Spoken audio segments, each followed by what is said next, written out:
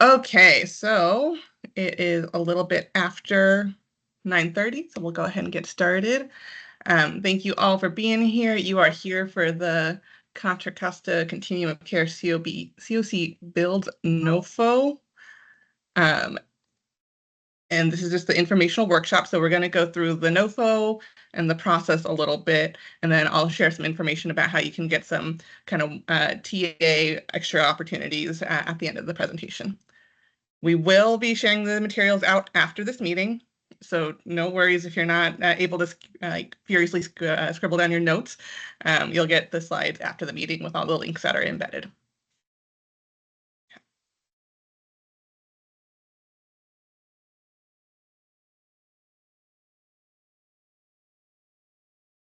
Slideshow. There we go. Okay, so this is our agenda. We're going to do a little bit of welcome and give a little bit of overview of what this CoCBUILDS program funding is, what the NOFO has in it, how do you apply, what you can use the funding for, and then talk about next steps. So for introductions, I'll start us off. My name is Jamie Schechter. I use she, her pronouns. I'm a homeless services chief here with Contra Costa Health, Housing, and Homeless Services, or H3. And I will pass it over to Shelby. Hi, everyone. Good morning. I'm Shelby Ferguson. I use she, her pronouns. I'm the Continuum of Care Administrator at Health, Housing, Homeless Services, or H3, under Jamie. Pass it to Cheryl. Good morning, everyone. Cheryl Leonore, Health Services Administrator. I assist Jamie and Shelby with our CoC podcast. Welcome, everyone. And if you all, we have a bigger group than I expected, actually. So if y'all wouldn't mind dropping your name and your agency and kind of your role at your agency in the chat, that would be great. And if you can't access the chat, no big deal, but it would be nice to have a record of it in there. We were unable to use Microsoft Zoom today, Zoom today, so we couldn't do a registration form. So this is our way of getting that information after the fact. So just a couple suggested group agreements, keeping focus on our common goal, noticing power dynamics in the room, asking questions as they come up. There's a raise hand function in Teams. If you aren't familiar with Teams, it should be along the top little icon bar on your screen. Take any breaks you need and use the chat box or ask questions by unmuting if you're comfortable with that. So first, I'm going to give an overview of the HUD CoC program with a little bit of specificity to the CoCBUILDS because it's a different kind of opportunity than our usual CoC funding. And yes, Layla, I will be providing a copy of the PowerPoint after the meeting. So national players, when we think about who's involved in this process at the national level, there's HUD. That is the U.S. Department of Housing and Urban Development. We talk a lot in acronyms, so I'll try and say it at least once, the full name. That's the federal government agency that releases this money and sets the program rules. When we say CoC, we mean the continuum of care. This is a funding stream for permanent housing with services for people experiencing homelessness. And we also use this to broadly refer to our community and our group of stakeholders. The NOFO, the Notice of Funding Opportunity. This is a term used for a lot of different funding programs, but for today we mean specifically for the HUD CoC funding we're talking about. Other programs might also use NOFA or RFP or RFQ. They're all basically just a way of putting out a funding opportunity. When we talk about local players in this process, collaborative applicant, that is Contra Costa Health. We are the collaborative applicant for the continuum of care. Our continuum of care is the size of our geographic county, so the whole county is one CoC. And H3 is the lead applicant, and that means that we are kind of shepherding a lot of this process through and have that connection of oversight and reporting to the Council on Homelessness, who is our governing body. Providers and applicants or project applicants, we'll use a lot of those terms. Those can be nonprofits or government entities in this situation. So, overview of the CoCBUILDS program. It's federal funding to end homelessness. It's administered by HUD. It is capital funding, which is what makes this opportunity very different from usual CoC funding. This is actually targeted towards developing or acquiring or rehabilitating physical properties. and it is going to be used for permanent supportive housing only. It cannot be used for shelters. It cannot be used for transitional housing or rapid rehousing. Permanent supportive housing only. Any questions right off the bat on that? Okay. Seeing head shakes. Shelby and Cheryl, let me know if they see anything in the chat, because I'm trying to eyeball both screens at once, but not always succeeding. Oh, went too far. Oh, went too far. Sorry, y'all. Okay. So the kind of big umbrella process, and we'll dig a little bit deeper into these steps as we go on. HUD released towards the end of July a notice of funding opportunity focused on developing this new PSH projects. What they have said is that each CoC is only allowed to submit one project to HUD. There's a caveat that if you're working with tribal entities, you can submit a second one, but that is not generally the case here. So we, as a CoC, can only submit one project. Like I said, there's a lot of folks in this room, so that means there's probably going to be a lot of folks who are disappointed at the end of this process.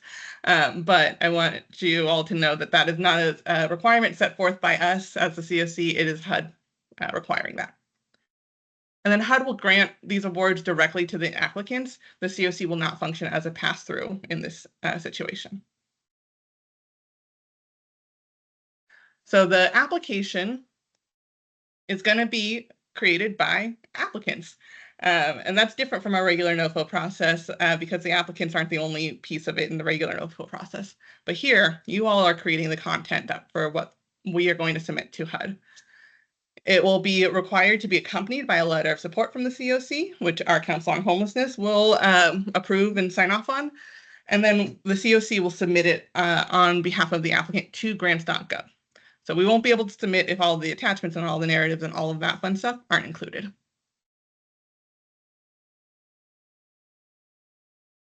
Little animations there. Great. Okay. Okay, so that was the big picture. We're about to dive a little bit deeper into the actual CoC builds, but I'll stop for just a second if any questions are coming up.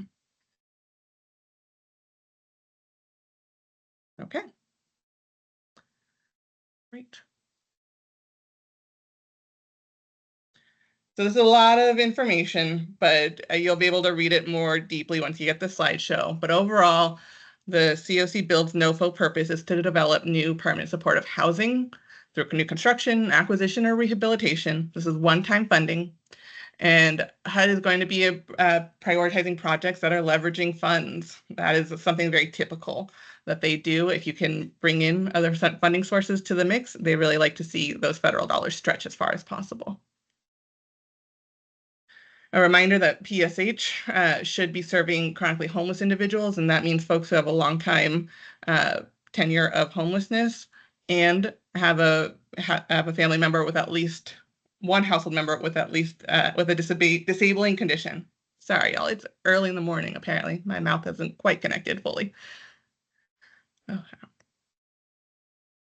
HUD has listed out specific priorities in the NOFO. So I really, really encourage you all to read that thoroughly. It is posted on our website. And if folks in the room might be able to post that in the chat, great. If not, we can send it out as well, again, with the links on the PowerPoint. It really has all the details you need. But these are some of HUD's priorities within the NOFO. Increasing affordable housing supply across the country. Affordable housing is a crunch. And we know that is very true in our community and across the state. They want to be ensuring that there's access to supportive services and public services. So making sure that there's really robust support services on site, but again, maintaining housing first where services are not mandated or a condition of living in that housing. And like you might see in some other opportunities, there is a lot of emphasis on partnering with housing, health, and service agencies. So they really, again, want to make sure we're building partnerships and collaboration and leveraging all the other services kind of within our continuum. Thank you, Cheryl, for dropping the link in the chat to the NOFO.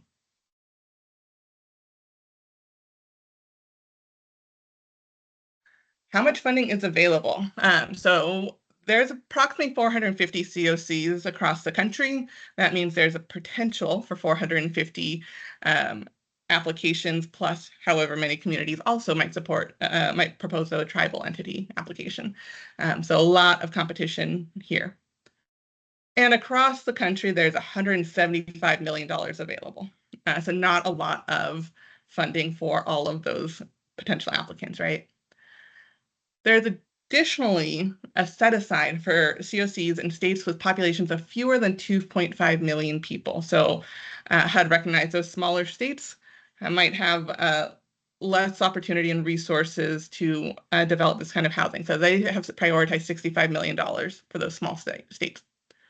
They also set a cap based on your population, based on your annual renewal demand for your COC, where each COC is eligible to apply for a maximum based on that number, and in Contra Costa, that is $7.5 million. So you are not able to apply for more than that. If you submit a budget that's more than that, we will ask you to revise it, so that way HUD doesn't just automatically throw our application out. And you'll notice across the presentation, I've done my best to try and notate in the NOFO where this information is coming from, so that you may be able to refer back to it more easily. But this is very prone to human error, so make sure you're reading that NOFO thoroughly and not taking this as gospel necessarily. So how do you apply for funding? This is similar but slightly different than the regular CoC competition, but you must be a nonprofit or local government. You must have a SAM.gov registration and a SAM.gov unique entity identifier. If you do not have this, get on that today after this meeting. It can take 4 weeks is I think what HUD estimates, but we have seen it take longer. So make sure you are doing this process as soon as possible if you do not already have a registration or a unique entity identifier. You must have a compliant code of conduct. And so folks who are already receiving CoC funding, you probably are familiar with this. Folks who are not, I really encourage you to explore the HUD Exchange website and kind of dig in to make sure that your agency and corporation documents kind of reflect what is required from HUD. You must have a match commitment. So that means that you must be able to bring in 25% of the project budget in other funds outside of CoC funding. So that could be in-kind match, meaning you can be partnering with a service organization who says, yep, we're going to give you the supportive services portion of this project, and we'll leverage our private fundraising for that. Or it could be a cash match where you say, okay, we've got our CoCBUILDS money, but we also have state home key money. So we're going to pair those together and tell HUD, we've got this big old pot of funding for this project, and at least 25% of it is not federal funding from HUD. And then, of course, you must complete the application. So we'll get into that in a couple slides as well. Any questions on these requirements before we move on?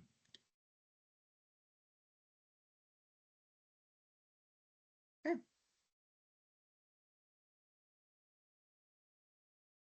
When are match letters due? That's a great question. It would be helpful to have that with your application, and definitely due by the deadline of the application. So, applying for funding, local application. That includes the essays, short forms, attachments, all those things that go into you describing what the project actually is. And you'll see all the forms and formatting instructions on pages 25 to 29, and there's a lot of forms. So there's a lot of just are you doing anti-lobbying? Are you disclosure forms? Those sorts of things all need to be coming with this packet. There are narrative responses that are also going to be due, and it's a maximum of 25 pages for the narrative, and each section has a maximum page number as well. So make sure you're really thoroughly reviewing those pages of the NOFO to see if your response is conforming to the standards set out. You need to be able to provide details on what kind of funding you want and how you plan to spend it. And so there needs to be, details on number of people served, budgets, site addresses, all of those things within that local application. And then there's the national application. So again, we'll need to make sure that you have your unique entity identifier, your proof of nonprofit status, that you have given all of your essay short answers and attachments to the CoC so that we can submit on your behalf to grants.gov. Slightly different than the regular NOFO, I know, but hopefully a little simpler in some ways too. You don't have to deal with e-snaps. Oh, Jamie, we have a question in the chat. Mhm. When are match letters due? Yes, those should be due with your application as an attachment, and they will definitely be due by the time we need to submit it to HUD. So we'll go over some timelines at the end as well. So the next, I want to just flag for folks, new projects are, as you would think, new. So they can't exist yet, and they cannot replace state or local funding. So if you're like, okay, great, I have this home key award, but if I get HUD funding, I can take some of that home key award and use it for something different. That's not going to work here. That's what the federal government calls supplanting, and they are very opposed to it. So this can be a part of the puzzle, but it cannot replace other puzzle pieces, if that makes sense. It doesn't have to be brand new development in terms of, starting from the ground up and creating a whole new building. It can be used to acquire or rehabilitate existing buildings, but it can't be an existing PSH project that's already funded to do PSH, if that makes sense. Also, leveraging partnerships is very, very encouraged here. So partnerships with developers, partnerships with healthcare agencies, partnerships with other housing agencies. That will be very helpful in making a strong application.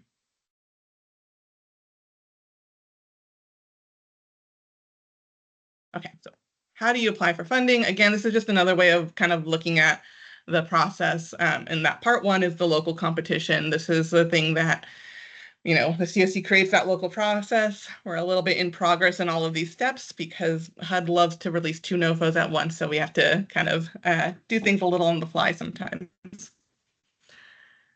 From there, you all are submitting your local applications, and then those local applications are going to be reviewed and ranked by a scoring panel.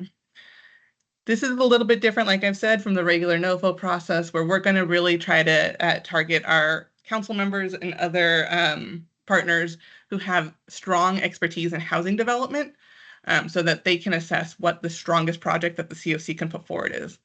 We're really trying to put our best foot forward in what we know is going to be a very tough competition. So that's why we're really going to lean into the expertise of our housing developer partners who are non-conflicted.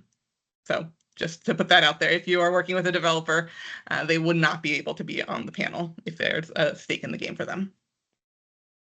And then from there, we'll submit that application to HUD, and HUD will decide what to fund. There's an estimate, they're estimating that they will fund 25 projects across the country. And again, they've got that priority for those smaller states. So we don't say this to be doom and gloom. Like I said, we're still going to put our best foot forward, but we know chances are that we won't get a lot of California funded projects. They're not going to necessarily concentrate in our state because we're a big state and they're not having a big pot of funding here.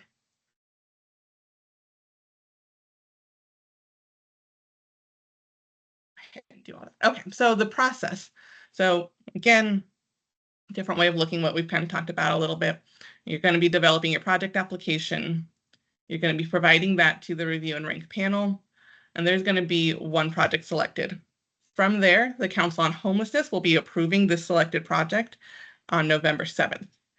We have very tight timelines because of the deadlines that HUD put forward and the way that our council meetings tend to fall.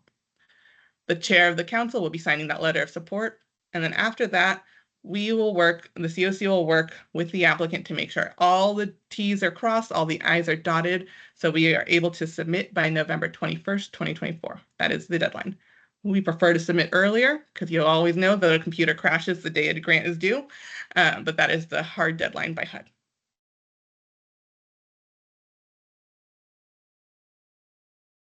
A little bit more into the nitty-gritty of the project requirements. They must include capital costs for new construction, acquisition, or rehabilitation of permanent supportive housing. You cannot request more than 20% of funds to be used for non-capital costs. So you can build in a little bit of funding for supportive services or operating expenses, but it cannot exceed 20% of the budget. And you cannot use more than 10% of the funds for administrative costs. So overall, at least 70% of funding must go towards that capital development. You must have a 15-year use requirement for the site. So that's you committing to start using this site as permanent supportive housing for at least 15 years. I know that there are other funding sources that have longer requirements. So, this might be a lower barrier to cross than others. You must provide proof of site control. So if you're still in those beginning phases and you don't have that yet, it might make your application a little bit less competitive.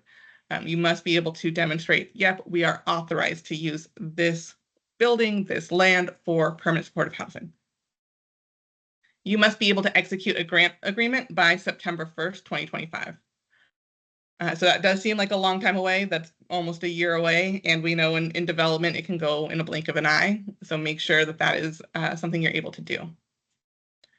You must have a completed environmental review before funds can be drawn.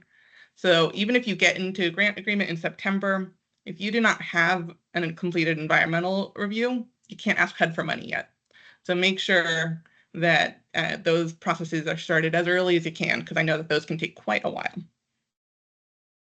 And then you must meet timeliness standards that are outlined in the Federal Registry, 24 CFR 578.85. You can look that up and get all the exact details, but broad strokes, that means within 9 months of receiving the grant agreement, you must be able to start construction. And then within 24 months of receiving that grant agreement, you must be able to complete construction. So they're very tight timelines. And for folks who have explored the Home Key program at the state level, that sounds probably pretty familiar to you. So HUD and the state are both really emphasizing quick construction, quick projects, so we can address affordable housing needs.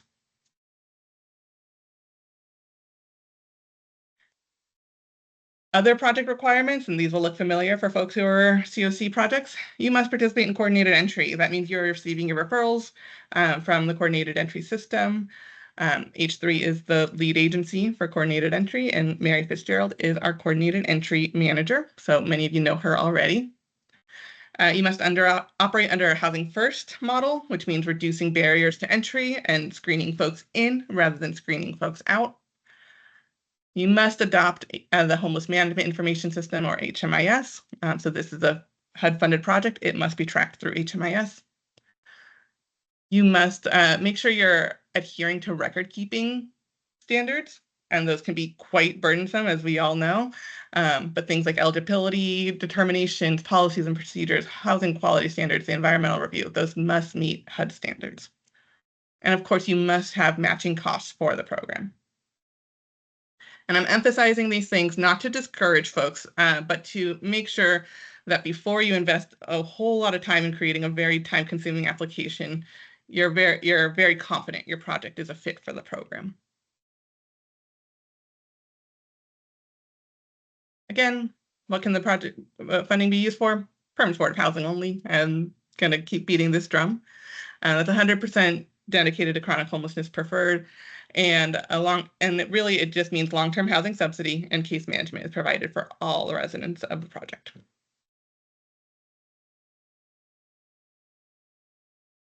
What makes a high-scoring housing project?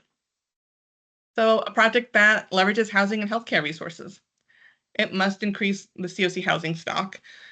So like I said before, if it's an existing PSH project, it's probably not going to be making a good case here to continue funding for it because it won't be new. It won't be increasing our housing stock. It must ensure access to supportive services and public services. So making sure that it is in an area that best meets the needs of folks who would be living there and who have on-site services. It must partner with healthcare agencies, public housing agencies, and other social service providers. So that can look a lot of different ways. It doesn't mean you have to be funded by them. It could be letters of support. It could be descriptions of how you're working with these entities.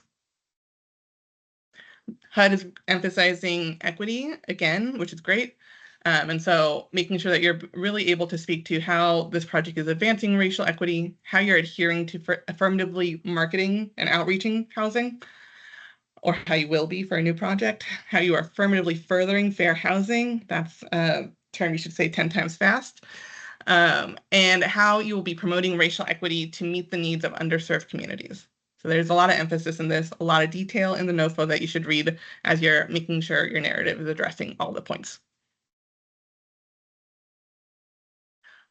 There's also an opportunity for some preference points for projects that address environmental justice. So make sure you're reading that section of the NOFO. You can get up to 2 points for projects that advance environmental justice. And again, I'm just going to reemphasize the timeliness, and it must meet the standards outlined in 24 CFR 578.85. We know construction faces a lot of delays and a lot of unanticipated delays at that. So make sure you're fairly confident that you can get a project in within these timeframes.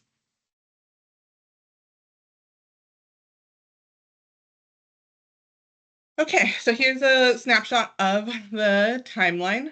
So we had the letter of interest due on September 13th, and everybody in this room had a letter of interest submitted on time, so thank you for that. Today's our information workshop. On Monday, I'll be hosting some applicant office hours, and the Zoom link here will be in the PowerPoint, and we can drop it in the chat as well.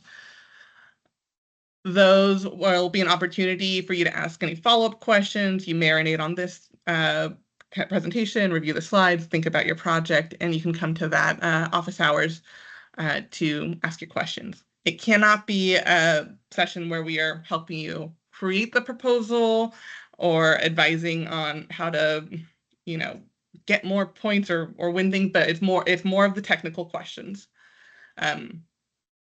Then we are asking that applications, that 25-page narrative, all of those attachments are due by October 16th.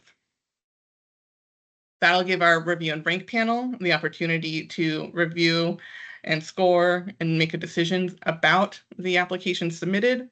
And it'll also give applications who are not awarded and have standing to potentially appeal those decisions. So we have a little bit of time between submission and decision making. And then we will be posting our Council on Homelessness materials, which will include this selection on November 1st for our meeting on November 7th. Between November 7th and November 21st, like I said, will be the opportunity for the CoC to work with that selected applicant to make sure everything is polished up and ready to submit to HUD.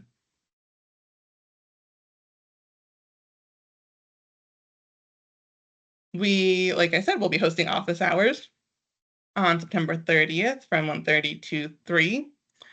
The link is the Zoom link, so you don't have to struggle with Teams. And it is not mandatory. It'll be drop-in, so we'll be there the whole time, but you don't have to be. So I really encourage y'all to register for that. And thank you, Cheryl, for dropping that link in the chat. If you have any questions after this meeting, we don't have to end super early or anything like that, but if you have any questions that come up to you after this meeting, please feel free to send those to ContraCasaCoC@cchelp.org. This is the email address that has emailed you about this opportunity before, so y'all should have it with the subject of CoCBUILDS NOFO, so that we're able to quickly identify and reply to those questions. That's the end of the presentation, though. I know I go quickly through these slides, so if you have any questions or want to revisit any part of it, please feel free. Happy to turn the presentation over to you all now.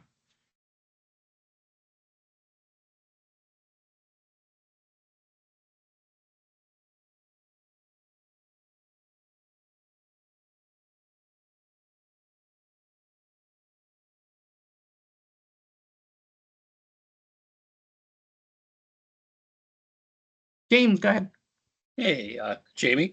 Mhm. I know this thing is directed and focused on acquiring, rehab, construction, whatever of permanent supportive housing. Yeah. How do you guys envision services fitting into that 3-year timeline? We're trying to get something functioning and on the street, and then it seems to me it's over with. So just kind of clarify that a bit, what you guys are thinking. Yeah, so you're right, the grant is a one-time grant. So once it's built, this funding goes away, for the capital pieces at the very least. You can build in some services funding to this, up to 20% of the budget. Or you can talk about other ways that you are planning on funding those services, either through a leveraged match or through, other funding you might be receiving from the county through the CoC competition. There's a lot of different ways that you could approach how you're going to be providing services. And I know that with development projects, that oftentimes can be one of the last puzzle pieces because there's a lot of financing and other pieces that need to come into play. So I really encourage reviewing the supportive services section in the NOFO. Flipping through. I'm one of those people who prints these things out so I can easily reference them. Yeah, but Section are the 8. services then, are the services outside of the 3-year time frame? That's what I'm kind of struggling with. Let's say we don't get a key to open the door till 36 months. Oh, that's a great question. So Yeah, so the grant agreement can, I believe, be up to 5 years. And so you could build in your kind of construction time to be the beginning of the grant agreement, and then your 20% operating and services to be a year or two after that. But the expectation, I believe, would be to find a more sustainable ongoing source of funding for services beyond that 5-year time. sure. Okay, that helps understand. Yeah, it seems to me that you can't provide services till you have it occupied. Right, And exactly. that could be 3 years into this process. It could hopefully earlier, but you never know. Okay. Yeah, Okay. exactly.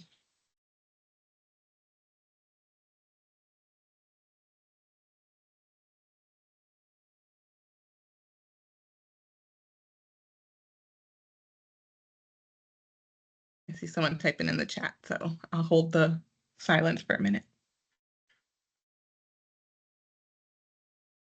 Okay. For the consolidated plan certification on page 47, will H3 sign on it for us, or is it for all the applicants? So H3 cannot sign off on the consolidated plan.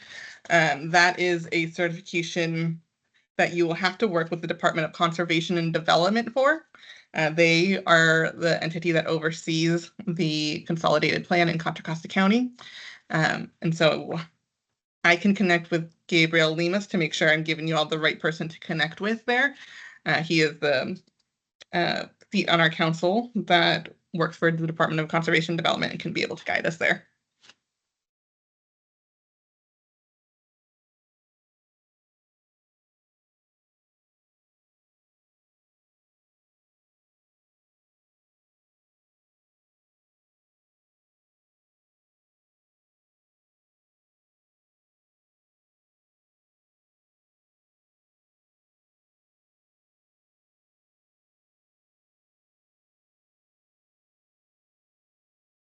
I'm happy to stay on as long as needed, but I also want to recognize that the content has been presented, and so if you folks are feeling comfortable and ready to hop off, feel free. But I'm here as long as you need. Thank you, Jamie. I'm going to hop off. Take care, All right. everybody. See you, Thank Jim. Hi, I have one last question before we hop off. I guess I just need a little bit of clarity on the narrative portion. Mhm. So starting on page 22, it has the advancing racial equity, affirmative marketing and outreach, and it asks for all of those to have 2 pages maximum. Mhm. And those seem different than the sections down below for the 25 pages. So I'm wondering if these 2 pages per item here is included in the 25 pages of the narrative, or if that's additional. So so on page 22, there's a section for folks who don't have it right in front of them. There's a section of the document. And you know what? I can bring up the NOFO just so everybody can see what we're looking at too. There's a section of the document that describes the advancing racial equity priorities. Yes, Layla, you can definitely have a copy of the document, and I will think Cheryl dropped that link in the chat, but we will get there. Just a moment. Okay. Give me 1 second. Thank you.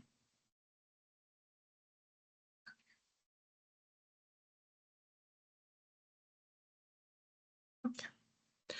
So this is the section that I believe you're referring to that kind of describes the narrative that must be addressing these 4 bullet points.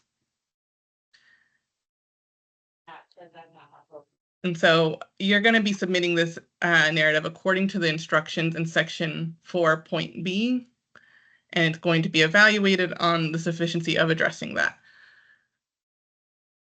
So when I go down to section 4.B, sorry, y'all. This is probably making someone a little seasick. But we're scrolling.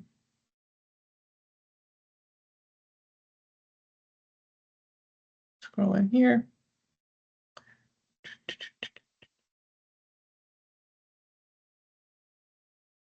These are some of the assurances that you're going to be providing around Civil Rights Act, all of that, all the Violence Against Women Act, all the various acts that are required with HUD.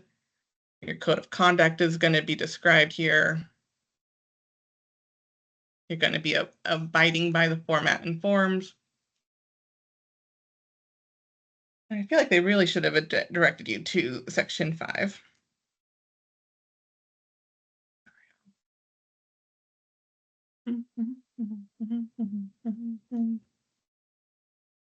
Where we go down to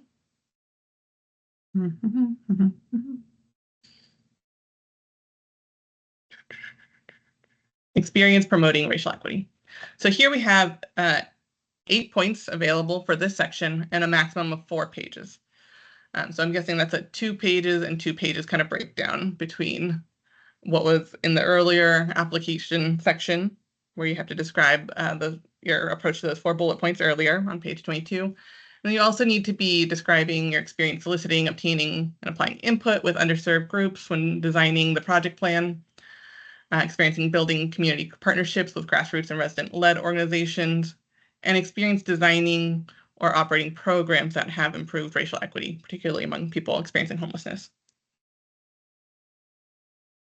And if I am not giving clear guidance, which is very feasible, HUD does also have their contact information in the NOFO for you to submit questions. It is not through the AAQ, I believe. Let me go ahead and pull that forward. Because there are sometimes that we as a CoC need to go to HUD and say, hey, this thing you put in the NOFO is a little confusing. Can you please clarify what you mean by this thing? I will include that information. It is on page 25 of the NOFO.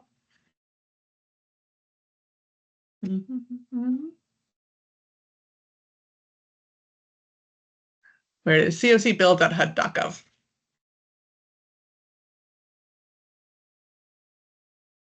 And Brad, I see your question in the chat. Do we need to have the consolidated plan certification signed by the Department of Conservation and Development before the October 16th deadline? That would be ideal. If there is a reason for delay, I would encourage you to, include a memo of the actions you've taken so far to obtain that and the timeline where you would expect to have that.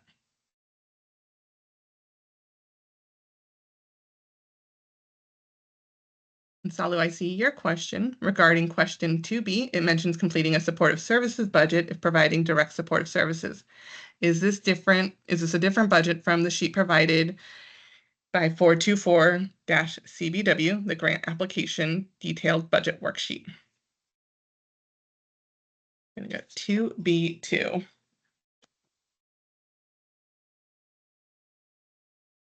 You would hope they made these things easier to find. So my understanding is that you only have to complete the application budget, detailed budget worksheet. However, you do have to describe what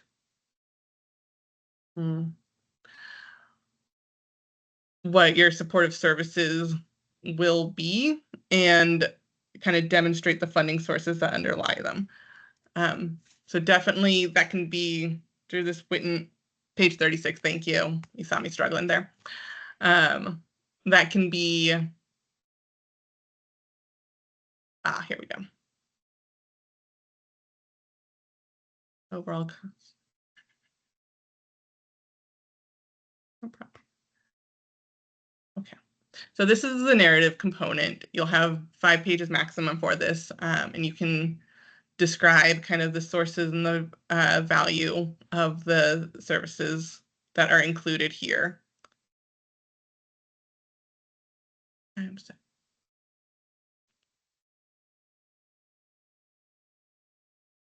Sally, do you? Hi, Jamie. Down here. That with the is, part. yes, Mhm. that is it. Great, thank you. So this is the narrative component.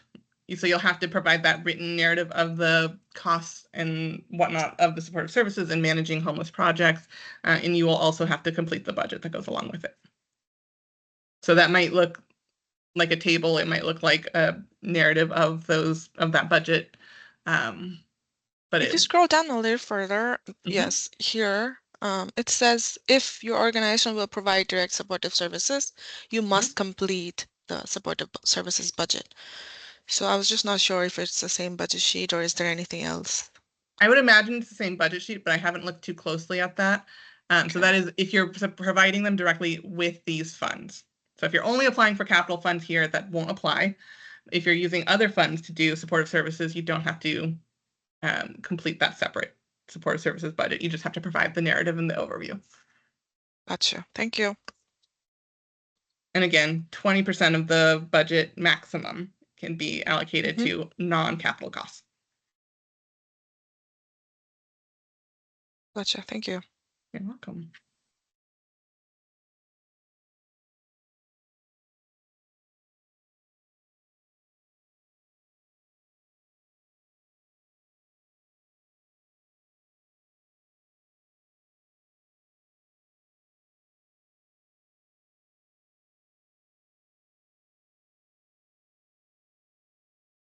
Any questions from folks who haven't heard from? Natasha, Layla, anything we can clear up?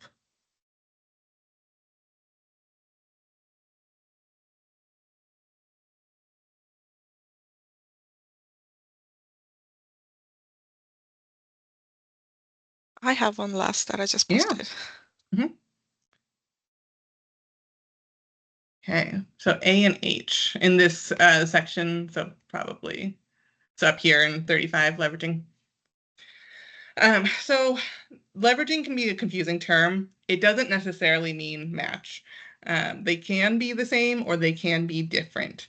It is helpful to emphasize all of the things that you are leveraging, but that doesn't mean you have to use all the things you're leveraging to demonstrate match.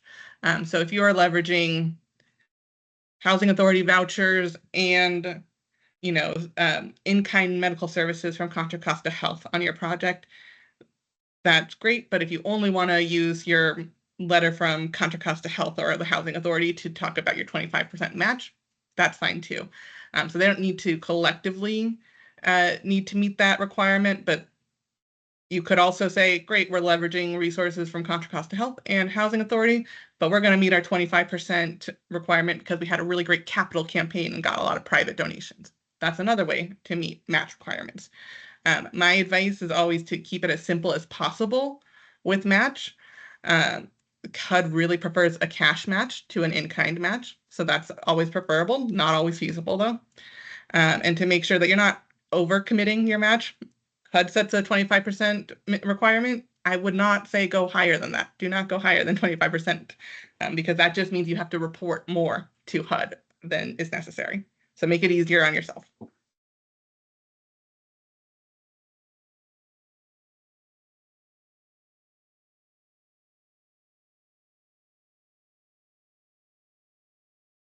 See a thumbs up. Wonderful.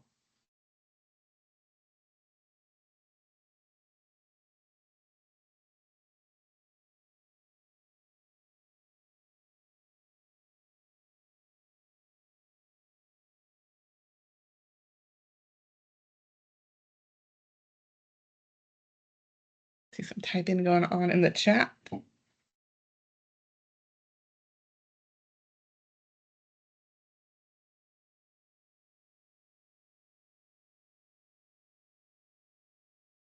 Ah, that's great. So the question is, where can I find data on families and households experiencing homelessness? Does the PIT count capture that? The PIT, for folks who might not be aware, is the point in time count. We do an infographic of that data. So I would recommend looking at our point in time count. And we also just published our 2023 annual report. That's calendar year 2023 annual report. That'll give you a lot of good information on households experiencing homelessness with a household member having a disability. So I would emphasize that. Cheryl, would you be able to put a link to our report in the chat? And we can share that out with the materials as well.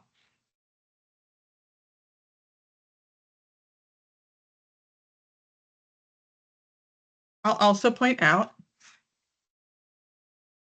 that section E, worth 7 points, maximum 1 page, asks you to use the point in time count, which is on our website as well, and our housing inventory, or HIC count, which is some data that's included in our point in time count, to estimate the gap between the number of units of permanent supportive housing and the number of homeless individuals with families who are experiencing homelessness where at least one member has a disability. So that's a really great resource that's on our website that's available to you all. Our point in time infographic has both HIC and PIT data in 1 page or 2 pages. And maximum points will be awarded for applicants that are going to be demonstrating that there are fewer than 50 permanent supportive housing beds available in a given year for each 100 people in the population that's proposed to be served. So I believe that I did a little bit of back of napkin math, and I think our community meets that threshold, unfortunately. But that gives us a little bit of an advantage in seeking this funding.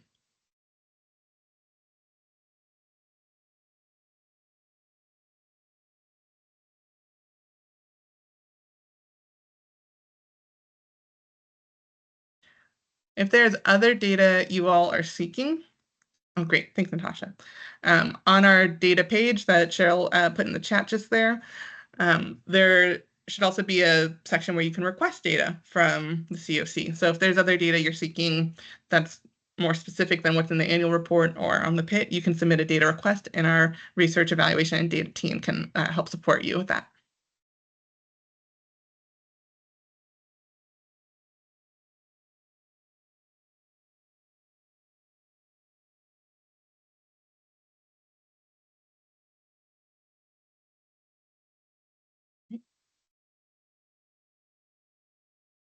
Okay, thank you, Sally. Appreciate it.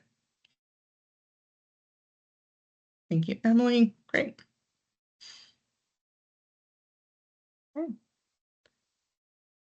Seems like we've got some more folks dropping off.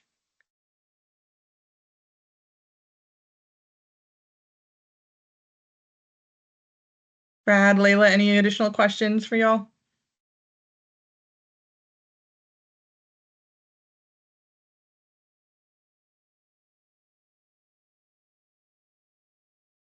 Okay.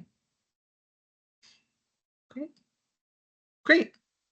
Okay, well, we will be sending out the materials here. I will try and figure out how best to get this recording uploaded so folks can reference it again if it's helpful.